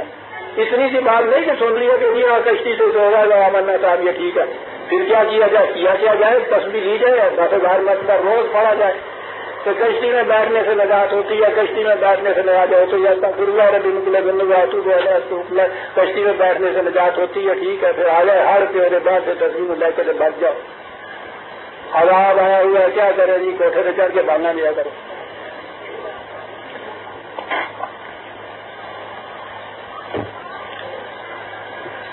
کہاں کشتی بناؤ جی پتہ نہیں، ہم بتائیں گے کیسے بناؤ، بناؤ کشتی، نہیں بناؤ گے تو عزت۔ یہ پھر جو قوموں میں آتا ہے یہ بڑا اہم سوال ہے کہ قرآن جرائم تو اس قسم کے گناتا ہے اور ان کے بعد جو ان کی تباہیاں ہوتی ہیں وہ کبھی اس بات کے ماتحت ہوتی ہیں۔ یہاں سیلاب سے ہوئی، کہیں ایک جھکڑ چلا اس سے ہو گئی، کہیں وہ آتش فشاں پہاڑ تھا اس کے دامن میں تھے اس لاوے سے ہو گئی۔ وہ سبا کے متعلق قوم سبا کے متعلق کہا کہ انہوں نے ترویلا ڈیم بنایا تھا، بہت بڑا ڈیم بنایا، بڑی عجیب ہے وہ داستان۔ کہا غریب سی معاشرت ان کی، اس معیشت کے لیے انہوں نے بڑے انتظامات کیے اور انہوں نے پانی کو جمع کرنے کے لیے بڑے بڑے ڈیم بنائے، لیکن اس کے بعد قرآن کہتا ہے کہ ان کو جو ہوس ہوئی دولت کی تو انہوں نے تجارت کے لیے لمبے لمبے سفر اختیار کیے۔ نتیجہ یہ کہ یہ جو چیزیں بنائی تھی زرعی اپنی معیشت کے لیے یہ نگلیکٹ کر دی، اس ڈیم کی مرمت ہی نہیں کی، وہ سارے جتنے بھی تھے جس کو بھی کچھ ملا وہ لے کے چل پڑا کہ اس میں دولت زیادہ ملتی ہے۔ انہوں نے یہ طریقہ اختیار کیا۔ ان کا نبی آیا اور اس نے آگے کہا کہ تم وقت تم نے یہ پہلے یہ ڈیم بنا دیا ہے، اتنا پانی اس کے اندر جو جمع کر رہا ہے، اس ڈیم کے متعلق احتیاط برتے اس کی مرمت کرتے رہا کرو، ورنہ اگر یہ نیچے سے بنیاد نکل گئی اس کی اور پانی ہوا بھرا ہوا تو تباہ ہو جاؤ گے۔ تمہیں پڑی ہوئی ہے کہ ساتھ کوئی تھوڑا سا مال لیا اور نکل گیا صاحب، چلا جا رہا ہے، کوئی کویت جا رہا ہے، کوئی ابو ظہبی جا رہا ہے، کوئی کویت میں جا رہا ہے، کوئی سعودی عربیہ جا رہا ہے، نکل جاؤ، ڈاکٹر ادھر چلے گئے، انجینئر ادھر چلے گئے، صاحب چلے جاؤ، آج یہاں ڈیم بنا بیٹھے ہو، ٹھیک ہے آپ گھر پہ ہوں گے جو رہتے رہیں گے۔ قرآن یہ بتا رہا ہے کہ نبی ان سے یہ کہہ رہا ہے، عزیزان من سوچیے کہ قرآن ہے کیا کتاب، یہ کہتا کیا ہے؟ اور اس نے کہا کہ وہی بات ہوئی، آیا زور کی بارش، سیلاب آیا، پانی زیادہ جمع ہوا، نیچے سے بنیادیں نکل گئی، بند جو ٹوٹا ہے اس نے کہا پوچھو نہیں کہ اس کی تباہی کیا ہوتی ہے، ہم نے تو دیکھی ہے نا تباہی میں۔ اب یہ بات جو ہے کہ یہ جو طبعی چیزیں ہوتی ہیں ان میں اور وہ جو اخلاقی چیزیں ہیں قوم کی، ان میں ربط کیا ہے آپس میں؟ کہ قوم تفریق کر رہی ہے معاشرے کے اندر، پیشوں اور حرفے کے بنا کے اوپر ان کو ذلیل سمجھ رہی ہے، بڑے بڑے جو ہے وہ فن خواہ بنے بیٹھے ہیں، سیلاب سے غرق ہو گئے۔ یعنی اخلاقی جرائم میں اور ان میں ربط کیا ہے؟ تو ربط تو عزیزان من اب زیادہ دور جانے کی ضرورت ہی نہیں ہے۔ آپ کے ہاں جو ہر سال سیلاب آتے ہیں نا، اس کے بعد جب آپ تحقیق کرتے ہیں تو بات پتہ کیا نکلتی ہے کہ جی یہ جو بند بنایا تھا نا اس میں سیمنٹ کی جگہ ریت لگی ہوئی تھی۔ سیمنٹ کی جگہ ریت لگنا اخلاقی خرابی ہے نا، بددیانتی ہے نا یہ۔ اب اگر قرآن کہیں کہہ دے کہ وہ قوم بڑی بددیانت تھی اس واسطے سیلاب سے غرق ہو گئی، تو بظاہر نظر آئے گا کہ صاحب بددیانتی اور سیلاب سے غرق ہو جانا اس میں ربط کیا ہے باہمی؟ ربط یہ ہے کہ جب کوئی قوم بددیانت ہو جاتی ہے اس میں رشوت ستانیاں آ جاتی ہیں، اس میں استبداد آ جاتا ہے، ان کے ہاں وہ چکر شروع ہو جاتا ہے، وہ دولت کا پھیر اور پارٹی بازی اور ایک دوسرے کی لیگ پولنگ جو ہو رہا ہے، جتنے جتنے ان کے فرائض منصبی ہوتے ہیں وہ ان کی طرف سے بے پرواہ ہو جاتی ہے۔ انجینئر اگر جاتا ہے تو وہ اس کو ٹھیک طرح سے نگرانی نہیں کرتا، کشم پوشی کر لیتا ہے تو اس کے گھر پیسہ پہنچا ہوا۔ ٹھیکیدار وہ سیمنٹ کی جگہ ریت ہی ٹھوک دیتا ہے، وہ انہیں اللہ روپیہ نہ دیتا ہے، اللہ کے رشوت میں نام یہ کچھ ہو جاتا ہے اس میں۔ آپ دیکھتے ہیں کہ یہ ایک کرپٹ معاشرہ جو ہے اس کی تباہیاں تو آتی ہیں مادی ذریعے سے، لیکن اس کی بنیاد ہوتی ہے اخلاقی۔ ہمیشہ یاد رکھیں جس قوم کے یہ اخلاق جو ہیں وہ درست ہوتے ہیں انتظامی امور کے اندر، ان کے یہاں بند نہیں ٹوٹتا، ان کے یہاں تو جاپان میں زلزلے سے اتنی تباہی جس کا انتظام ہی کوئی دنیا کی قوم نہیں آج تک کر سکی تھی سنا۔ انہوں نے اپنے ہاں کی محنت سے کاوش سے انہوں نے گھر ایسے بنا لیے ہیں کہ زلزلہ آتا تو آتا رہے، وہ گھر کامتا رہتا ہے، گرتا نہیں ہے سر۔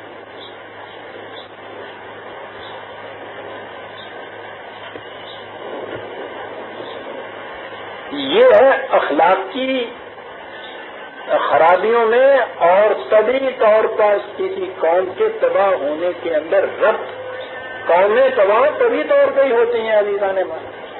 ما فوق الفطرت بات جسے ہم کہتے ہیں وہ کہیں نہیں ہوتی۔ خدا کے قوانین جو ہے ولن تجد لسنت اللہ تبدیلا، ہم ان میں کبھی تبدیلی نہیں کرتے۔ سنت اللہ یہ ہے کہ جو قوم اپنے بند پکے سیمنٹ سے بنائے گی وہ سیلاب سے محفوظ رہے گی۔ پکے سیمنٹ سے بنانے کے لیے دیانتداری تکنیک کی ضرورت ہے تو یہ بھی معلوم ہو صلاحیت اور دیانتداری کی ضرورت ہے۔ یہ چیز ہوگی تو بچ جائے، یہ چیز نہیں ہے تو بند ٹوٹے۔ تو یہ دوسری چیز جو ہمارے سامنے آئی ہے وہ یہ ہے جو قرآن نے بتایا کہ یاد رکھو حفاظت طبعی طور پہ ہی ہوتی ہے۔ نبی اور اس کی پہلی جماعت کو بھی کشتی کے ذریعے سے سیلاب سے بچنا ہوتا ہے، اٹھا کے ہم نہیں لے جاتے۔ یہاں قوم سے اگر کچھ کہا جاتا ہے کہ صاحب یہ چیز کرو تو وہ چیز کرو، دیکھیے نا صاحب کی وہ چیز کہ جی وہ ٹھیک ہے خدا کی نصرت ہوتی ہے تو سب کچھ ہی ہو جائے کرتا ہے، ایسا سب ہو جاتا ہے، مولا ہو جاتا ہے، اور پھر ہمیں وہ قصے سنا دیے جاتے ہیں۔ یہ بڑا مقابلہ تھا، 313 ایک طرف تھے، 1000 دوسری طرف تھے، بڑا سخت مقابلہ تھا، 313 تو جیت ہی نہیں سکتے تھے، شکست ہو جانی تھی اس وقت بدر کے میدان میں۔ پھر کہ رسول اللہ صلی اللہ علیہ وسلم نے صاحب کنکریوں کی ایک مٹھی دی اور پھینکا ان کی طرف، وہ سارے اندھے ہو گئے، اب وہ اندھے ہو گئے اور یہ صاحب مارتے چلے گئے جناب۔ یہ ہمارے ہمارا قصہ جی، اندر آ جائیے۔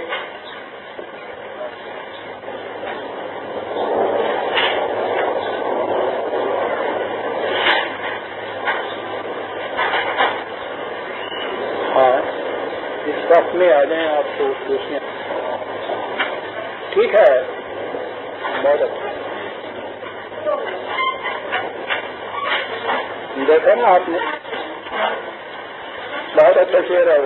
بھاگے تھے ہم بہت تو اسی کی ہے یہ سزا، ہو کر اسیر بھاگتے ہیں راہ غم کے پاؤں۔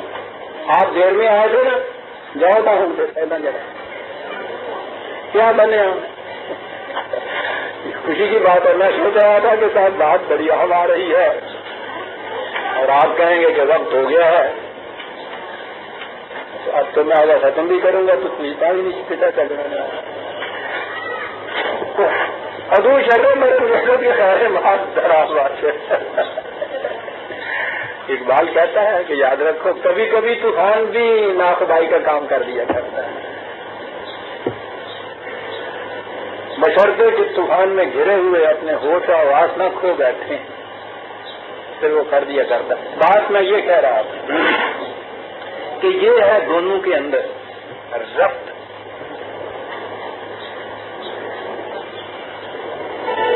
ماں فوق الفطر بات میں کہہ رہا تھا کہ وہ بتایا یہ جا رہا ہے کہ آپ نے وہ کنکریاں پھینکی اور ان سے ہو گئے۔ جہاں تک اللہ تعالیٰ کی قدرت کا تعلق ہے، ہمیں کسی بات میں بھی ہم نہیں کہتے کہ ناممکن ہے، ایسا سوال ہی نہیں ہے جو عدم سے وجود میں رہ سکتا ہے اتنے بڑے قروں کو، یہ کیوں نہیں کر سکتے۔ لیکن اگلی بات ہے جو اہم ہے وہ یہ ہے کہ لقد کان لکم فی رسول اللہ اسوۃ حسنہ، جنگ عذاب کے درمیان میں آئی ہے یہ آیت کہ رسول کی زندگی تمہارے لیے بہترین نمونہ ہے۔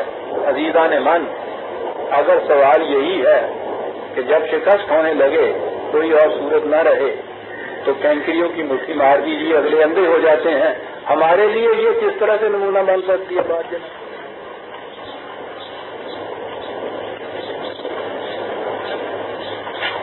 یہ اگر یہ چیزیں مافوقل طریقے سے ہی ہونی ہیں تو یہ تو ہمارے لیے اسوہ نہیں بن سکتی۔ آج جب بھی کسی سے کہا جائے نا کہ صاحب دیکھیے رسول اللہ اور ان کے صحابہ سے باہر انہوں نے 10 سال کے عرصے میں کہاں سے کہاں پہنچ کے کتنے ملک فتح کر دیے، کتنی قوموں کو انہوں نے پتہ کر دیا، کہ بھائی ان کی کیا بات ہے جی، وہ تو نہ دیکھیے نا، وہ تو رسول سے، وہ صحابہ تھے۔ تو یہ جو اسوہ حسنہ قرآن نے کہا ہے تمہارے لیے ان کی زندگی، تو پھر یہ اسوہ حسنہ کیسے بنے؟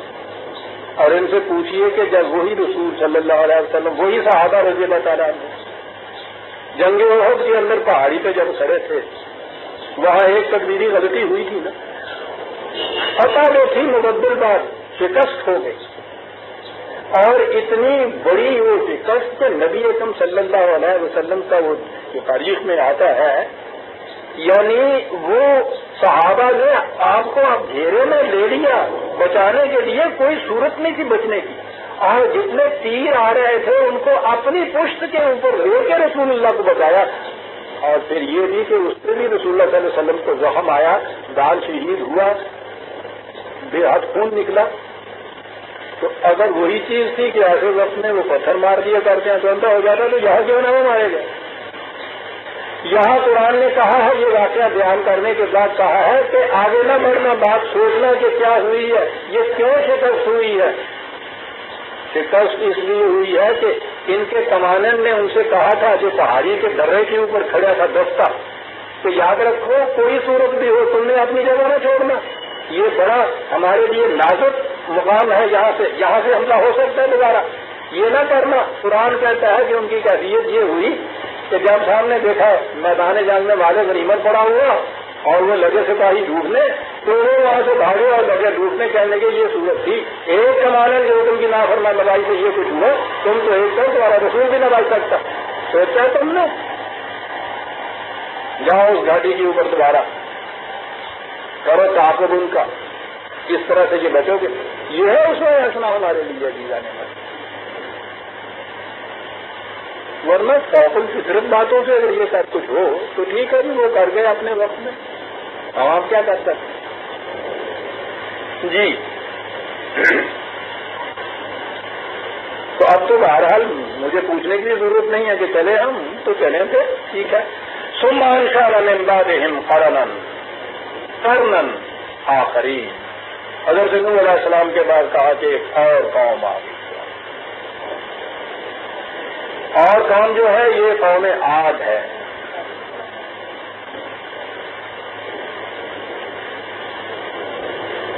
پوری چیز فارسلنا فیہم رسولا منہم، انہی میں سے وہ رسول آ گیا. اس نے بھی آگے وہی بات کی کہ اعبدوا اللہ ما لکم من الہ غیرہ، قانون صرف خدا کا، صرف اس کا اتباع کرو، دوسروں کا اتباع نہ کرو. افلا تتقون، کیا جو میں نے کہا ہے اس کی نگہداشت کرو گے جو بات میں نے کہی ہے. اور پھر وہی بات قال الملأ من قوم الذین کفروا وکذبوا، وہی ملائے قوم آ گئے، وہی سرداران قوم آ گئے، وہی دولت مند طبقہ پھر وہی مخالفت میں پڑ گیا. آپ دیکھیے نا عزیزان من، جہاں مخالفت ہوتی ہے سب سے پہلے یہ جو طبقہ ہے اوپر کا مترفین کا، سرمایہ داروں کا، یہ طبقہ ہے جو مخالفت کرتا ہے. ورنہ مذہب کی مخالفت کا سوال بہرحال کسی پنڈت نو کسی مولوی میں نہیں کرنا چاہیے تھا. یہ تو چیز قرآن نے کہی ہے کہ جہاں ان کو شکست ہوتی ہے وہاں یہ مذہب پرست طبقے کو آگے کر دیتے ہیں. فرعون کو جب شکست ہوئی حضرت موسیٰ کے ہاتھ میں تو اس نے کہا کہ صاحب آج یہ مذاکرے برطرف، ملک مانگتا ہوں، کچھ وقت کے بعد یہاں پھر ہم انتظام کریں گے. اور اس نے اپنے ہاں کے جو یہ بڑے بڑے پادری تھے، مذہبی پیشوائیت کے لیڈر، ان کو بلایا اور کہا کہ یہ بات میرے بس کی نہیں رہی، تم مذہب کی سٹیج کے اوپر اس کو شکست دو. آگے کہا کیسے؟ ساری قوم کے اندر ڈھکونا پٹوا دیا کہ یہ کوئی ایسے لوگ آ گئے ہیں تمہیں تمہارے مذہب سے برگشتہ کر دیں گے، اور اٹھو اس کے خلاف. وہی ٹیکنیک، مذہبی جذبات کو آپ مشتعل کر دیجیے، پھر جو جی میں آئے کرا لیجیے. یہ حکمت فرعونی ہے.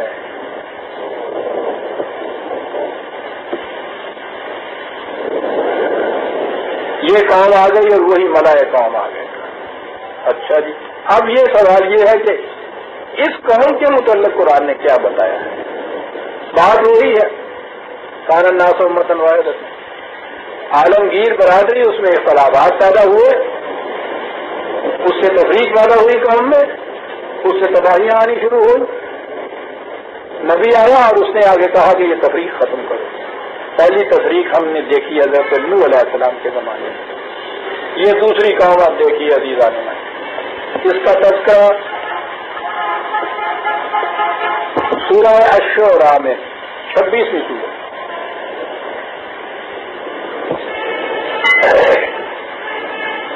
پہلے قرآن ان کا تعارف کراتا ہے. یہ قوم تاریخ بھی بتاتی ہے بڑی مرکب الحال اس دور کی بڑی مہذب بھی تھی. اب تو کچھ ہمارے ذہن میں یہ آتا ہے نا کہ تہذیب اور تمدن اور یہ ترقی وغیرہ یہ ہمارے ہی دور میں مخصوص ہے. نہیں، وہ پرانی قوموں کے یہ ان سے کئی الگ باتیں کرے جاتے ہیں. یہ جو ایکسکیویشن خدائیاں افراد آ رہے ہیں ان سے یہ نظر آتا ہے کہ یہ بات نہیں کہ یہ قومیں اتنی جاہل تھی، اتنی بلند تھی، ان قوموں کے اندر بڑا تمدن. قرآن تعارف کرا رہا ہے قوم عاد کا جو حضرت نوح علیہ السلام کے سکسیسر میں، یعنی اس قوم کے بعد یہ قوم ہے جس کا ذکر ہے. یمن کے اندر یہ قوم شروع تھی اور وہاں سے یہ چلی ہوئی قوم شام تک چلی جاتی تھی اس کی سلطنت. کیوں جی آپ کے یہ کیا کہتے ہیں؟ نہ یار کوئی بات نہیں، آج تو 5-7 منٹ نہیں، 6 سے دوسرے لا لو گے، دوسرے نہیں لگے، بات لمبی چلے گی، بات لمبی چلے گی. انہوں نے انگلی نہیں جانا ہے. ان کہا یہ ہے کہ تم دیکھو تو صحیح کتنی آسائش کی زندگی، کتنی فراوانیاں ہیں تمہارے پاس. امدکم بانعام وبنین وجنات وعیون. اس دور میں یہی چیزیں تھیں زیادہ سے زیادہ. کہاں باغات، کھیتیاں، چشمے، پانی، مویشی اتنے، زراعت ایسی اچھی، پھر تمہاری افرادی قوت بھی کتنی زیادہ ہے. یہی چیز ہوتی تھی اس دور کے اندر کسی قوم کے لیے.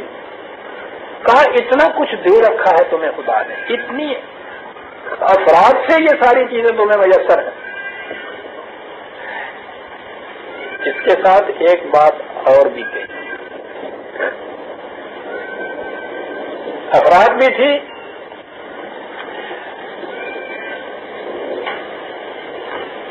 کہا کہ وہ قوم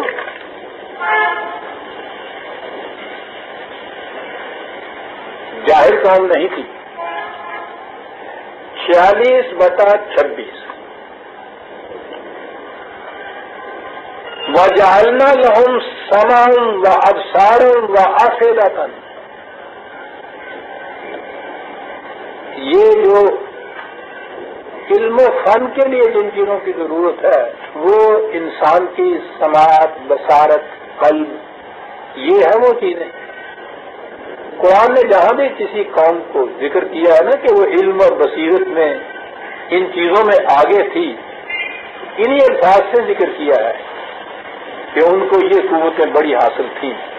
اور یہی قوتیں حقیقت میں سمع اور بصر تو یہ حقیقت میں نمائندگی کرتی ہے آپ انسان کی جو 5 سینسز ہیں ان کی. پرسیپچول نالج جسے آپ کہتے ہیں نا، بائی پرسیپشن، حواس کے ذریعے سے علم حاصل کرنے کے ذرائع یہی ہیں. یہ جو 5 حواس خمسہ جنہیں ہم کہتے ہیں، کیا ہوتا ہے ان سے باہر کی چیزوں کی کچھ معلومات آپ تک پہنچتی ہیں. آواز آتی ہے ٹھاسی، کان نے وہ آواز آئی. اب وہ آواز جو ہے وہ تو ایک پٹاخے کی سی آواز ہے. یہ آواز کیا کرتی ہے؟ یہ آواز ہمارا جو ذہن ہے، سوچنے والی جو اندر قوت ہے اس تک پہنچتی ہے. اور ہم آپ تو شاید اتنا ہی فرق کر سکیں کہ صاحب بندوق کی آواز ہے. یہ اس فن کو جاننے والے تو یہ بھی بتا سکتے ہیں کہ اسٹینگن کی ہے یا وہ ہے، وہ جو چھوٹی بندوق ہے اس کی ہے، بڑی کی ہے. آواز وہاں پہنچتی، اس آواز کے بعد ایک چیخ آتی ہے. چیخ بھی کان کے ذریعے آتی ہے. یہ چیزیں انسان کے ذہن تک پہنچتی ہیں اور ہمارا ذہن یہ کہتا ہے کہ وہ یہ تو ہمارے بچے کی چیخ نظر آتی ہے. اسے کہتے ہیں مائنڈ، فؤاد، ذہن. اندر فیصلہ کرنے کی ایک طاقت ہوتی ہے. بس یہ چیزیں ہیں جو قرآن کہتا ہے کہ جس قوم کو یہ حاصل ہوں اور وہ ان سے صحیح کام لے، وہ اس مادی کائنات کو مسخر کرتی چلی جاتی ہے. اس قوم کے متعلق کہا کہ انہیں یہ کچھ حاصل تھا اور اس لیے وہ انہی چشموں سے، اسی زمین سے، انہی باغات سے، انہی کھیتیوں سے اتنی بڑی ترقی انہوں نے حاصل کر لی ہوئی تھی کہ وہ پھیلی ہوئی تھی وہ قوم جتنی. وہ کانوں مستبصرین، بڑی عجیب چیز ہے. 29/38 دانا و بینا قوم تھی، آنکھیں رکھتی تھی، دیکھتی بھالتی تھی ہر چیز کو. اب دیکھیں کہ کن الفاظ میں قرآن ان کا تعارف کرا رہا ہے. پھر اس کے متعلق بتایا یہ وہی 26/129 وَتَتَّخِذُونَ مَصَانِعَ لَعَلَّكُمْ تَخْلُدُونَ. کہا کہ وہ اس قسم کے محلات بنایا کرتے تھے، ایسے پختہ قلعے بنایا کرتے تھے جیسے قیامت تک انہوں نے ہی رہنا ہے برسر اقتدار. اتنے مضبوط قلعے بنایا کرتے تھے. قلعے ہی نہیں بناتے تھے. ایک بات اور بھی کہی ہے اور اس میں پھر ہمارے لیے یہ چیز آ گئی. کہا کہ اتبنون بکل رین آیۃ تعبثون. پہاڑیوں کی چوٹیوں کے اوپر یادگاریں قائم کیا کرتے تھے، بڑی بڑی یادگاریں قائم کیا کرتے تھے. ایک لفظ عزیزہ نے من کہانی بیان ہو رہی ہے قوم عاد کی، کہا جا رہا ہے ہم سے، کہا تمہیں پتا ہے کہ روپیہ خرچ کیا کرتے تھے، بنایا کرتے تھے، ایسے یادگار بنایا کرتے تھے کہ جس کا کوئی فائدہ کچھ نہ ہو انسانوں. اب اپنی حوث جو تھی شوق کی اس کو پورا کرنے کے لیے یہ لاٹھیں کھڑی کرتے ہیں، یادگاریں بناتے ہیں. بے فائدہ، انسانیت کو اس کا کوئی فائدہ نہیں ہے. لاٹ کھڑی کر دی جناب اس کے اوپر اتنے کروڑ روپے، اس کا اگر اسپتال بنا دیا جائے تو.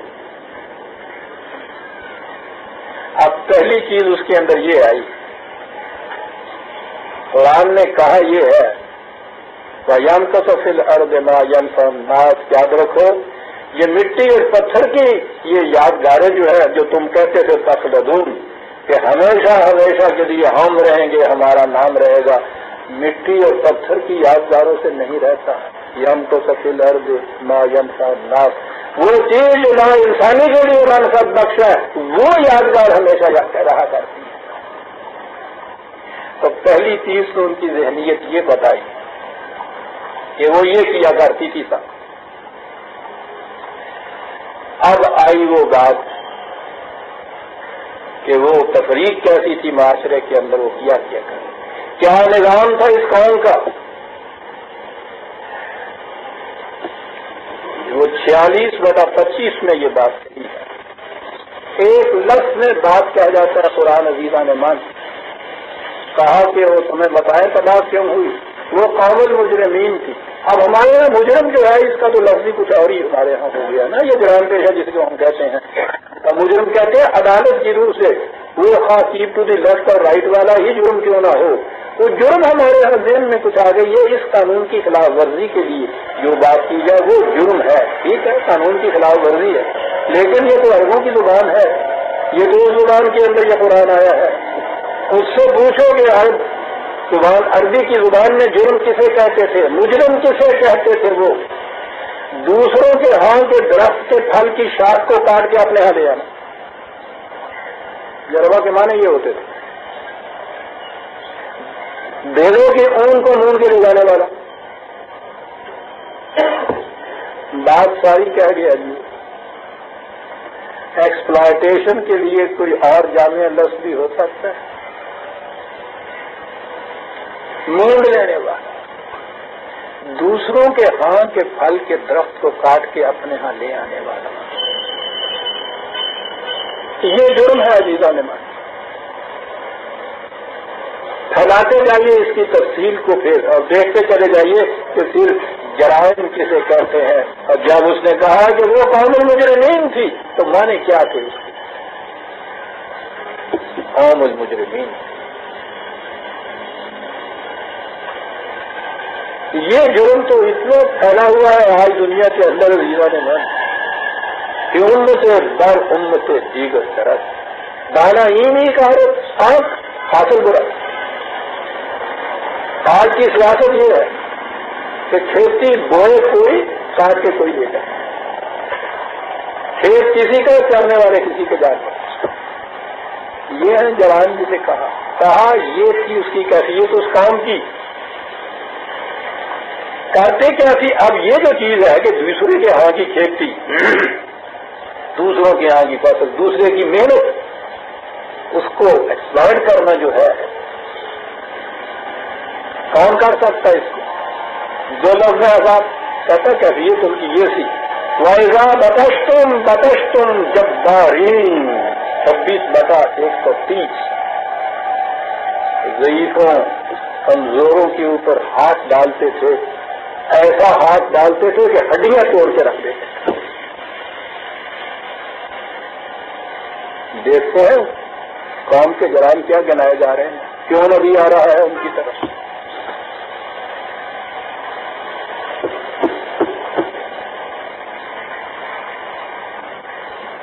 میں کسی کی تحقیر کسی چیز سے نہیں کہنا چاہتا.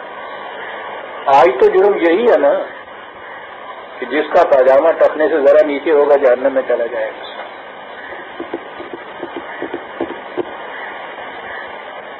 مضمون یہ کنارہ ہے قرآن. جب پکڑتے تھے کسی کے اوپر ہاتھ ڈالتے تھے. جبار کا لفظ جو ہے وہاں قرآن نے ان کے لیے جو یوز کیا ہے. یاد رکھیے خدا کے لیے بھی یہ چیزیں آتی ہیں. المتکبر بھی آتا ہے, جبار بھی آتا ہے, مقتدر بھی آتا ہے, عزیز بھی آتا ہے. جب کسی مظلوم کی حفاظت کے لیے یہ کیا جائے وہ خدائی صفت ہوتی. جب مظلوم کے لیے یہ کچھ کیا جائے فرعونی ہو جائے. کہتا ہے دوسروں کے پھل توڑنے کے لیے, دوسروں کی بیلوں کو مونڈنے کے لیے جب کسی پہ ہاتھ ڈالتے تھے اتنی سختی سے ہاتھ ڈالتے تھے کہ ہڈیاں توڑ کے رکھ دیتے تھے صاحب.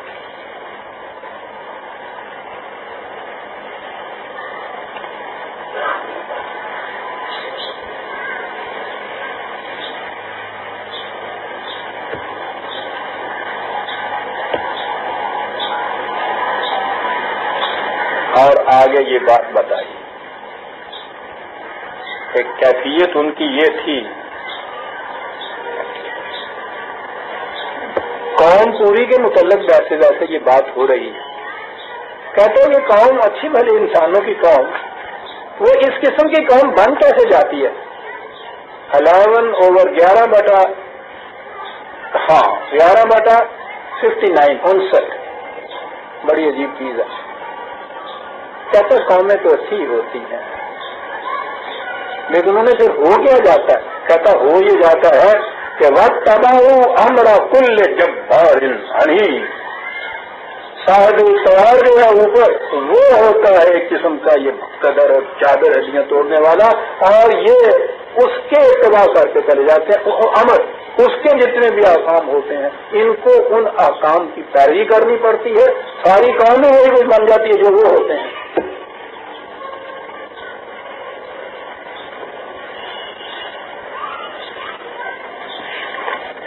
اس روش کو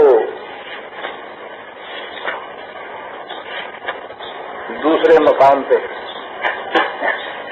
شیخ صاحب کی مجبوری کا مجھے احساس بار بار. وہ جی یہ ٹیپ جو ہے وہ خاص وقت کے لیے ہوتے ہیں. اس وقت کے بعد ٹیپ ختم ہو جاتا ہے. انہیں یہ ٹیپ یہاں سے پتہ نہیں کہاں کہاں بھیجنے ہوتے ہیں. اور لگا دی. شکریہ جناب.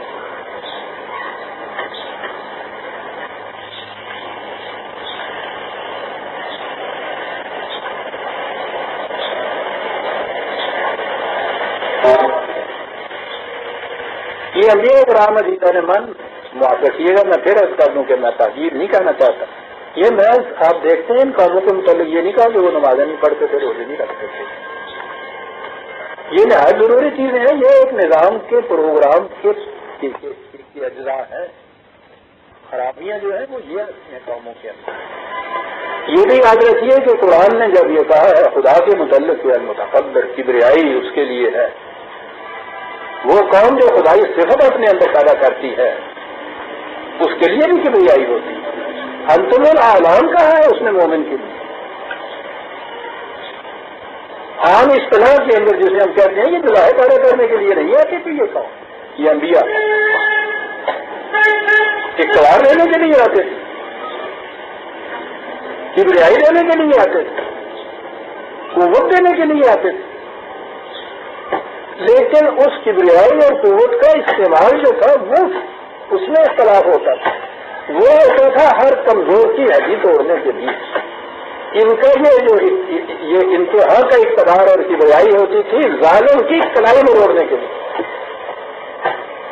اب دیکھیے اس قوم کے متعلق جو کہا ہے کہ جب بارین تھے اور جب ہاتھ ڈالتے تھے تو ہڈیاں توڑ دیتے تھے, اور ان کے اوپر کے لیڈر اس قسم کے تھے, اس لیے کام ہو گئی تھی. کہا کہ اس کا جرم بتائیے. سامنا آدن 41/15 سامنا آدن فاستکبروا فی الارض, آئے بڑے سر.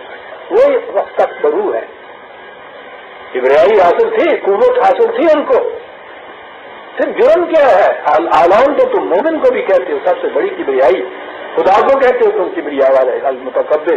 فرق کیا تھا؟ کہنا ہے فاستکبروا فی الارض بغیر الحق. فرق ہو گیا. حق کو دنیا میں نافذ کرنے کے لیے مخالفین کی قوت جو روکنی پڑے تو اس میں جو قوت استعمال ہوتی ہے وہ خدائی قوت ہے، خدائی صفت ہے۔ مظلوم کی ہڈیاں توڑنے کے لیے جب وہی استکبار ہو وہ فرعونیت ہے، ابلیسیت ہے، بغیر الحق۔ تو الحق کے ساتھ استکبار یہ جرم نہیں، بغیر الحق جو ہے وہ جرم ہے۔ اور پھر ذہنیت یہ تھا وقالوا من اشد منا قوۃ، کیفیت یہ تھی کہ وہ دوسرا جو سامنے آتا تھا نہ دلیل نہ برہان، کوئی بات نہیں، ایسا تم جانتے نہیں ہو ہماری قوت کتنی بڑی ہے، ڈرو ہماری قوت سے۔ بات تو آگے آئے گی لیکن یہی قرآن ان کو تو کاٹ کے رکھ دیتا ہے، خلقہم هو اشد منہم قوۃ، ان سے کہو کہ اور تم سے بھی بڑی بڑی قوتوں والی کو گزرے۔